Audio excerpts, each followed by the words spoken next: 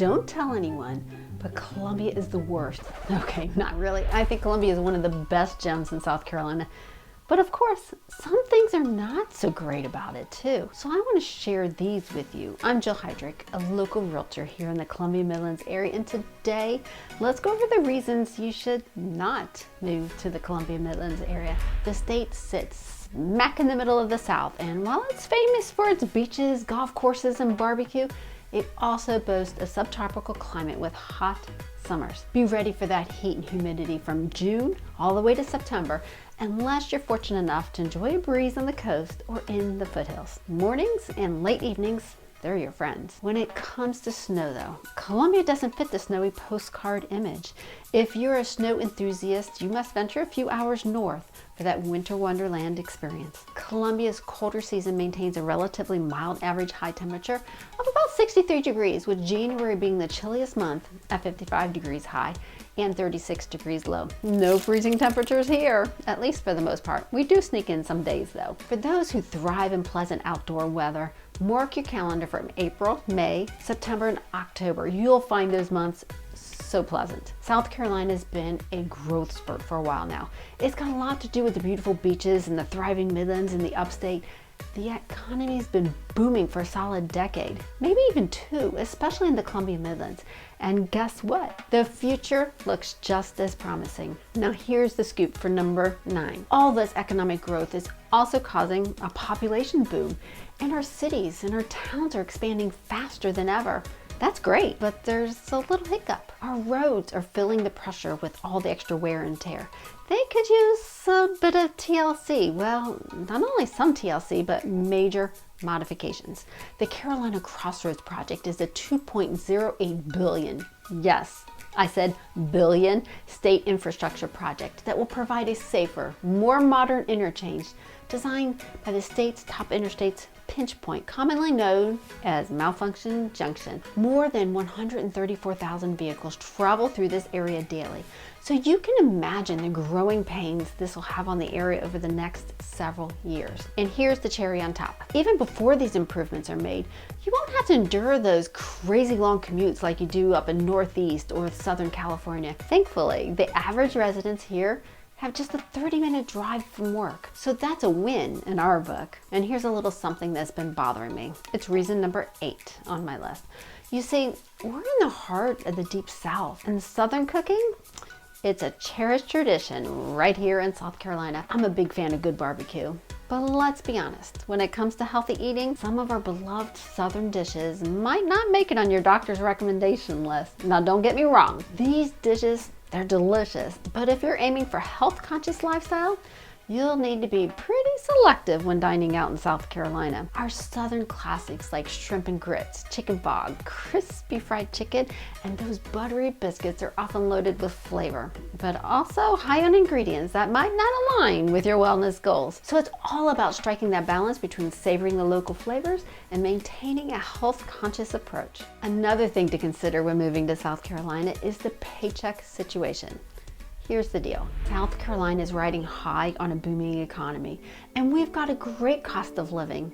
Sounds good, right? But here's the twist. That sweet low cost of living might mean that some jobs, especially the part-time gigs, pay a bit less than what you might be used to where you're coming from. Full-time jobs tend to hold their own in terms of compensation, but overall, you might notice a difference in your paycheck. It's the trade-off between living in a place like South Carolina where the cost of living is kind to your wallet. So regarding your career, it's a bit of a balancing act. Columbia is one of the most budget-friendly places you'll find, not just in South Carolina, but also in North Carolina and Georgia. Now, when it comes to property taxes, they're relatively low compared to other taxes, but there's a bit of trade-off with sales tax too. The state of South Carolina hits you with a 6% sales tax, and there's a county tax of 2% for Richland County and 1% if you're in Lexington County on top of that. So when you add it, you're looking at 7 to 8% sales tax, which is fairly standard around here. But here's where it gets interesting. If you want to head out for one of the night on the town with your friends and enjoy some drinks, well, that tacks on an extra 1% in sales tax. It's a little extra cost, but I'd say it's worth it, especially when you've got so many unique restaurants and cool places to hang out at. Now let's talk about your wheels. When you're in South Carolina and you decide to buy a vehicle, they hit you with a 5% sales tax on top of the purchase, with a max of $500. And there's more. You might also encounter registration and tag fees when you're getting your vehicle all set up in South Carolina. So while South Carolina keeps living affordable, be ready for a bit of a tax twist, especially regarding your car. Now let's chat about my 6th point, which is all about tourism in South Carolina. We're talking about millions of people pouring in from all over the nation, and believe it or not, even from across the globe.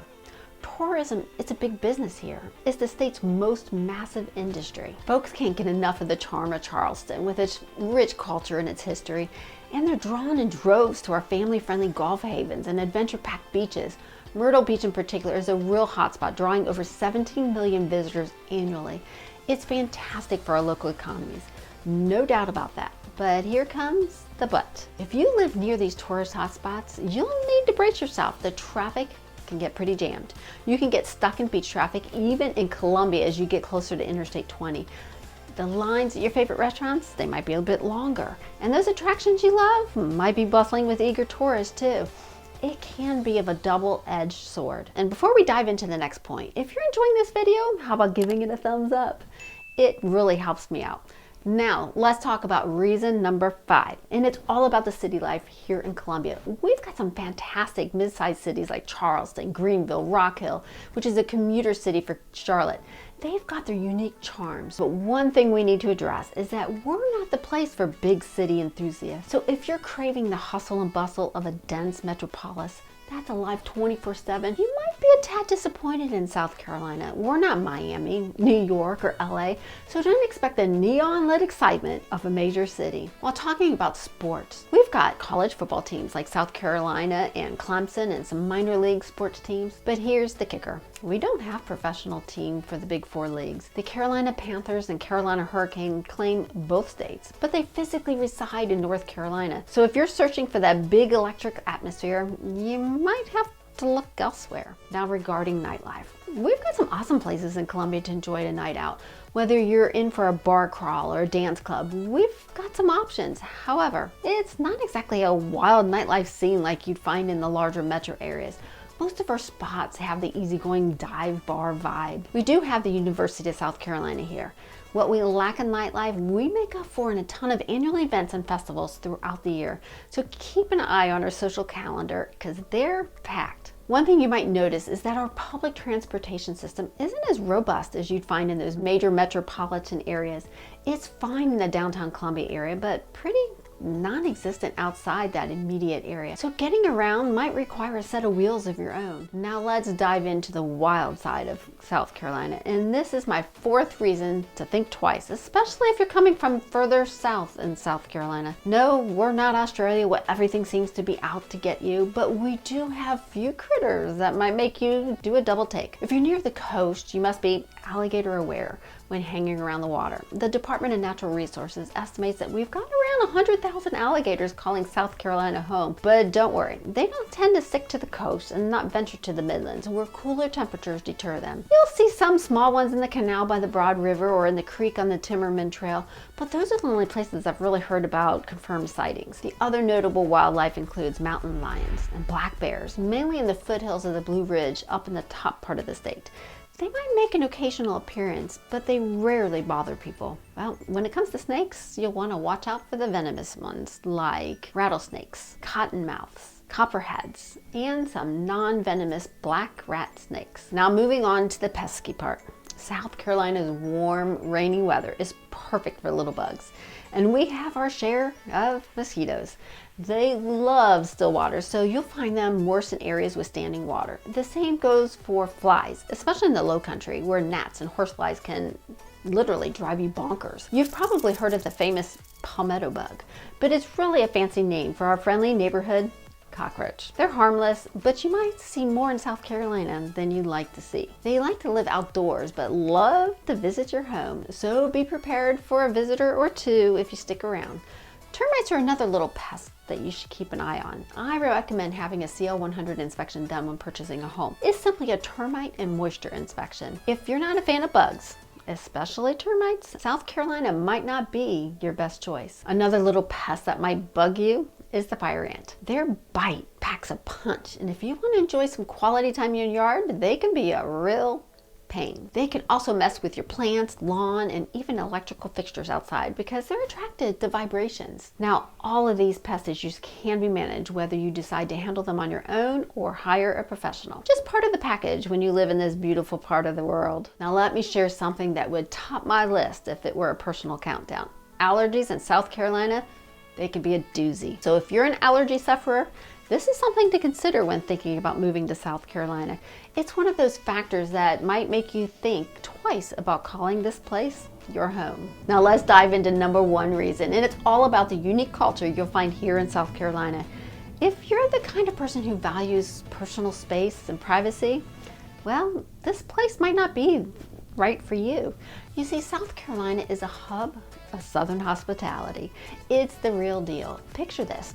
People waving at their neighbors as they drive through their neighborhoods, striking up friendly conversations with total strangers in the grocery store, and even lending a helping hand if you spot them looking puzzled over something. It could be something as simple as just picking out a watermelon. Now, South Carolina's tourism slogan is smiling faces, beautiful places. And it's not just a catchy phrase. Expect to be greeted with smiles, even from folks you've never met. The beauty of it all is that you can return that smile.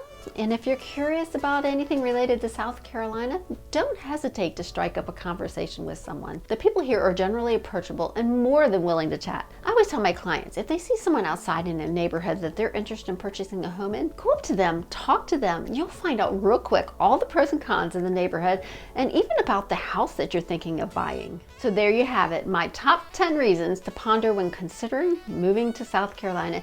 If you're already part of this community or have chosen this lovely state as your home, I'd love to hear your thoughts. Feel free to comment and share what you adore or perhaps find a bit challenging about South Carolina. And if you're in the market for a new home or have any questions, don't be shy, just reach out. You can give me a call, shoot me a text, or even send me an email. If you want to have the best deal in selling your home, I've got a handy guide waiting for you. Again, I'm Jill Heidrich, and if you're considering a move to the Columbia Midlands area where you can enjoy boiled peanuts, have an affordable cost of living, and embrace a slower paced life, you need to reach out. I aim to simplify the real estate process so you only have to worry about packing and moving here. I'll see you next week.